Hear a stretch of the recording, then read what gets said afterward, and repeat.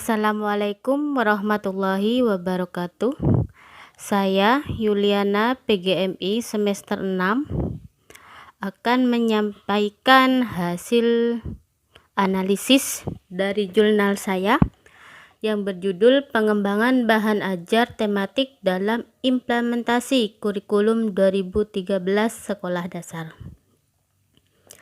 Dari hasil analisis jurnal menyatakan bahwa kegiatan pembelajaran yang bisa dikatakan berhasil jika terjadi perubahan proses pembelajaran pada peserta didik dan respon positif dalam aktivitas belajar peserta didik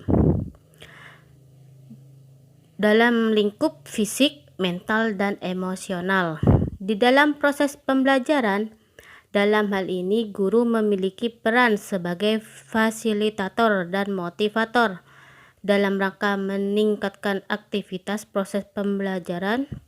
Guru diharuskan mempunyai bahan ajar dalam semua pembelajaran, termasuk juga pembelajaran tematik.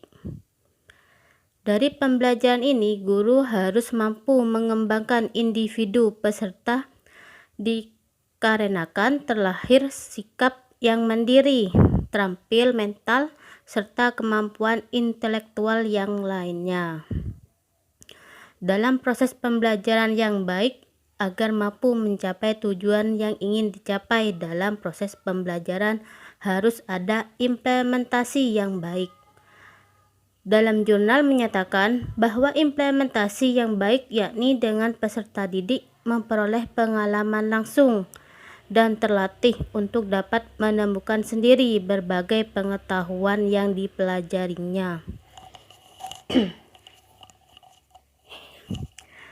Dalam hal ini, guru juga harus lebih berperan aktif dari peserta didik dan melakukan pengawasan dalam proses pembelajaran tematik. Setelah itu, menghubungkan dengan konsep lain yang telah dipahaminya. Kelebihan pembelajaran tematik dalam jurnal ini yakni membuat peserta didik bisa terlibat langsung secara nyata dan aktif dalam proses pembelajaran dan memperdayakan alam serta dapat memecahkan masalah dengan langsung. Dengan tumbuhnya kreativitas sesuai kebutuhan mereka, implementasi pada jurnal ini pembelajaran tematik dibutuhkan bahan ajar yang dikembangkan sesuai kebutuhan dan karakteristik peserta didik agar dapat dinilai praktis dan efektif untuk meningkatkan hasil belajar.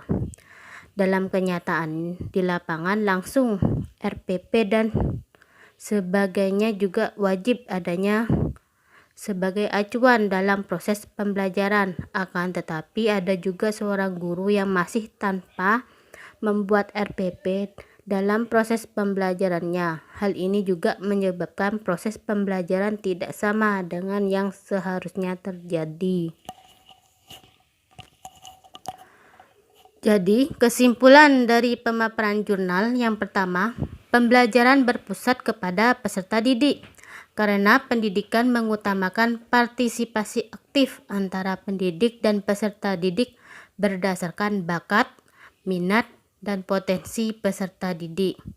Yang kedua, produk yang dihasilkan adalah RPP, buku siswa, dan buku pegangan guru.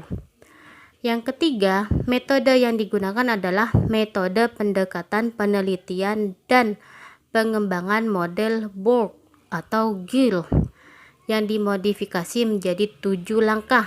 Dalam proses pelaksanaannya, penelitian dan pengembangan ini membentuk suatu siklus yang diawali dengan tahap studi pendahuluan, tahap pengembangan, dan tahap evaluasi agar ditemukan produk akhir berupa bahan ajar tematik.